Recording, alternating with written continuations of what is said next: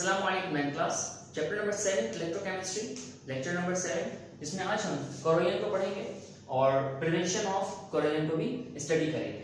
So what is corrosion? The harmful and undesirable reaction of metal with water or atmospheric moisture is called corrosion. वो नुकसानदेह और ना चाहने वाले reaction जो हम नहीं चाहते कि हों, किसके? मेटल्स के, धातुओं के, विद वाटर पानी के साथ या एटमॉस्फेरिक मॉइस्चर के साथ, नमी के साथ, इज कॉल्ड कोरोजन। उसे हम कोरोजन कहते हैं। ठीक है, हमने देखा होगा अक्सर हम जब भी किसी मेटल को मॉइस्चर में रख देते हैं, पानी के साथ रख देते हैं, तो उस पर ब्राउन कलर की लेयर छा जाती है। उस ब्राउन कलर की लेयर को जो है वो कोरोजन कहा जाता है, रस्टिंग कहा जाता है। ठीक है, जंग लगना, जंग लगी हुई चीज है। और ये जो मेटल जब भी वो उनमें कोरोजन हो जाती है जब मेटल्स की, तो वो मेटल ऑक्साइड बनाते हैं, क्योंकि ऑक्सीजन से जुड़ते हैं तो वो मेटल ऑक्साइड की फॉर्मेशन करते हैं। और मेटल ऑक्साइड हमारे लिए बहुत ज्यादा नुकसानदेह होते हैं। ठीक है, हाँ, इसकी आम मिसाल जो है वो यही है कि हमारे घरों के दरवाजों पे अक्सर जब बारिश होती है तो वो जिन दरवाजों का कलर नहीं हुआ होता, तो उन दरवाजों के ऊपर जब बारिश लगती है तो वो ब्राउन कलर के हो जाते हैं, क्योंकि हम लोहे के दरवाजे बनाते हैं आयरन के, क्योंकि आयरन एक चीप मेटल है, सस्ता मेटल है दूसरे मेटल्स के हिसाब से, दूसरे मेटल्स के जो है वो उसकी देखा जाए रेट्स के हिसाब से। ठीक है, तो इसीलिए जो है वो जब भी बारिश का ताल्लुक होता है, पानी से उसका जो है वो लिंक होता है, तो वो क्या हो जाता है? कोरोजन हो जाती है उसके ऊपर। ठीक है, most of the metals corrode, बहुत से मेटल जो है वो कोरोड हो जाते हैं, जंग लग जाती है उनपे, except noble metals, noble metals के अलावा। अब ये नोबल मेटल्स कौन से होते हैं बच्चों? अभी सिर्फ मैं नाम बता देता हूँ, नेक्स्ट चैप्टर में डिस्कस करेंगे इसको अच्छी तरह से। Like Ag silver, Au gold, Pd platinum और भी बहुत से मेटल्स Ptc, इसकी बात करेंगे नेक्स्ट चैप्टर के अंदर। ठीक है, ओके। Next rusting. रस्टिंग जो है उसे ही हम कहते हैं जंग।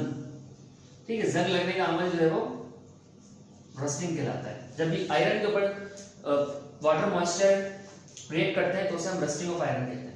Corrosion of iron is called rusting. जब कोरोजन होती है आयरन की, लोहे की, तो उसे रस्टिंग कहा जाता है। When iron exposed to the atmosphere, जब आयरन जो है वो एक्सपोज होता है, सामने आता है एटमॉस्फेयर के, या यहाँ पर मॉइस्चर भी हम वर्ड इस्तेमाल कर सकते हैं। ठीक है, या फिर मैं लिख देता हूँ यहाँ पर ताकि आपके लिए आसानी हो जाए। मॉइस्चर, ठीक है, जब आयरन एक्सपोज होता है मॉइस्चर से तो इट एक्ट्स एज एनोड, तो वो एक्ट करता है एनोड के जरिए, एनोड बन जाता है वो। एनोड पे हमें पता है क्या होती है? ऑक्सीडेशन होती है, लूज ऑफ इलेक्ट्रॉन होती है। तो ऑक्सीजन, तो आयरन क्या करता है? लूज करता है इलेक्ट्रॉन्स। किसकी वजह से? अच्छा जी, पहले बाद में बात करते हैं इसकी। तो मॉइस्चर से रिएक्शन होता है उसका, तो वो एक्ट करता है एज एनोड। ठीक है जी, और क्या हो जाता है? ऑक्सीडाइज हो जाता है, लूज कर देता है electron. And the atmospheric moisture, और जो एटमॉस्फेरिक मॉइस्चर होता है वो एक्ट करता है एज अ कैथोड। ठीक है, एंड रिड्यूसेस, और वो रिड्यूस हो जाता है। तो आयरन में रिडक्शन हो जाती है, सॉरी आयरन में ऑक्सीडेशन हो जाती है, और आपके जो ऑक्सीजन है एटमॉस्फेरिक मॉइस्चर उसके अंदर रिडक्शन होती है। तो ऑक्सीजन जो हमारे पास यहाँ पर क्या होता है? आयरन के अंदर आयरन अपने दो इलेक्ट्रॉन्स को लूज कर देता है, और हमारे पास रिडक्शन में क्या होता है? ऑक्सीजन जो है वो पानी के साथ मिलता है और अपने आप को रिड्यूस कर लेता है। ठीक है, और रिड्यूस जब ये हो जाता है तो इसका ताल्लुक बन जाता है, इसका रिएक्शन हो जाता है आयरन के साथ, और फिर हम देखते हैं कि हमारी रस्टिंग हो रही है, जंग लग रहा है। ठीक है, जिसके ऊपर इसकी इक्वेशन किस तरह से होती है वो मैं यहाँ पर लिख देता हूँ ताकि समझ आ जाए होगी। ठीक है, Fe plus O2 Fe2 O3।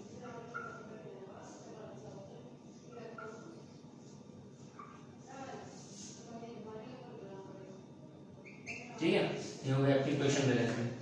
तो 4 आयरन यहाँ पर, ठीक है, 2 to the 4, और यहाँ से आपके 3 to the 6, तो यहाँ पर भी 2 3 the 6। तो ये आपका फार्मूला है किसका?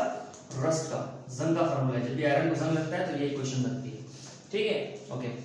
प्रिवेंशन किस तरह की जाएगी इसकी? प्रिवेंटिंग मेथड्स क्या होंगे? मैंने बहुत शॉर्ट करके लिखा है सब कुछ, बुक में काफी डिटेल लिखी थी, मैंने यहाँ पर शॉर्ट क्वेश्चन के हिसाब से लिखा है इसको। लॉन्ग क्वेश्चन के हिसाब से भी आप इसको बना सकते हैं, लिख सकते हैं। जब समझा भी होती है ना कोई चीज, जब ने रट्टा नहीं मारा होता, समझी होती है, तो हम अपनी जरिए अपने दिमाग से अपनी तरफ से वर्ड्स जो है प्रोड्यूस कर सकते हैं और अच्छी तरह से जो है पेपर को सॉल्व कर सकते हैं। ठीक है, तो प्रिवेंशन क्या है? प्रिवेंटिव मेथड्स है। सबसे पहला by non metallic coating such as painting, एक नॉन मेटालिक कोटिंग की जाए, पेंटिंग की जाए, ठीक है जी, उसके बाद कलर कर दिया जाए। जब कलर कर देते हैं किसी मेटल के ऊपर तो उसकी लेयर जो है वो एक्सपोज नहीं होती मॉइस्चर पे, और जब वो एक्सपोज ही नहीं होगी तो वो एनोड नहीं बनेगी और ऑक्सीडाइज नहीं होगी। Second, by making an alloy of an metal, या तो आप क्या करें उसका एलॉय बना दें। एलॉइंग हमने पढ़ा था, मिक्सिंग ऑफ टू और मोर देन टू मेटल्स।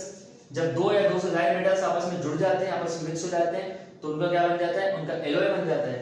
और एलॉय जो है एक ऐसी चीज होती है जिसके अंदर ये काबिलियत हो जाती है कि अब वो क्या होता है, उस पर जंग नहीं लग सकता, तो इसलिए हम मेटल का एलॉय भी बनाते हैं ताकि उन पर जंग ना लगे, ठीक है। जैसे हमने बात की थी पिछली क्लास में एलॉय वाले में कि आयरन का जो है एलॉय बनाया जाता है और फिर उससे कटलरी बनती है, उससे बर्तन बनता है, उससे जो है बॉडी खाने के सामान बनता है, ठीक है। जब निकल और क्रोमियम और आपका आयरन के अंदर निकल और क्रोमियम मिलाते हैं तो सिल्वर बन जाता है। अच्छा नेक्स्ट है by cover with active metals. Active metals से आप क्या करें, कवर कर दें उसको अपने जो भी आपके अप्लायंस है। अब एग्जांपल यहाँ पर क्या है, बुक ने बात करी कि जो हमारे अंडरग्राउंड पाइपलाइंस होती है ना, उन पे जंग बहुत जल्दी लग जाता है, ठीक है, क्योंकि जमीन के अंदर होती है, पानी है जमीन के अंदर, ऐसी बात है ग्राउंड वाटर, तो जंग जो है वो जल्दी पकड़ लेती हैं चीजें वो।